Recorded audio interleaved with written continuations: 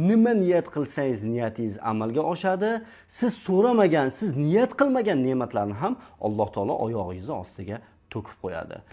Alloh taolodan nima so'rab duo qilsangiz, duolaringiz bittada mustajob bo'lishligini istaysizmi?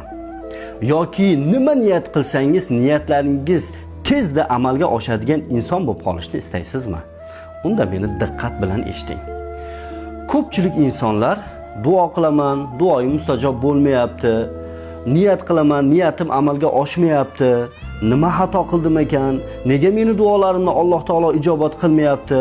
Masalan, shifo so'rab, uy so'rab, moshin so'rab, yoki bo'ydoqlar uylanaman deb, yo erga tegaman deb qizlar yoki umuman boylik so'rab, mansab so'rab, yaxshiliklarni so'rab duo qilyapman, ammo duoyim mustajob bo'lmayapti deb nolishadi. Azizlar, duoning mustajob bo'lishining bitta oltin qoidasi bor.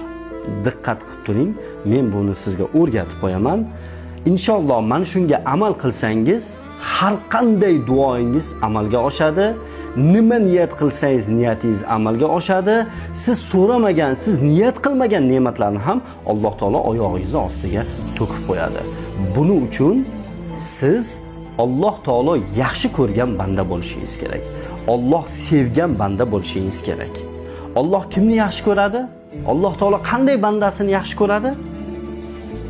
Bu savollarga Alloh kimni yaxshi ko'radi kitobida javob olasiz. Mana shu kitobni o'qib, ichida yozilganlarga amal qiling. Alloh kimni yaxshi ko'radi degan savolga javob toping va shunday inson bo'lishga harakat qiling. Siz so'ramagan narsalarni ham Alloh taolo siz hayolingizga keltirmagan ne'matlarni, bu dunyoning boyligi va davlati va lazzatlarini Alloh taolo oyog'ingizni ostiga to'kib qo'yadi. U ne'matlarni sanab adoga yeta olmaydigan bo'lib qolasiz. Alloh kimni yaxshi ko'radi?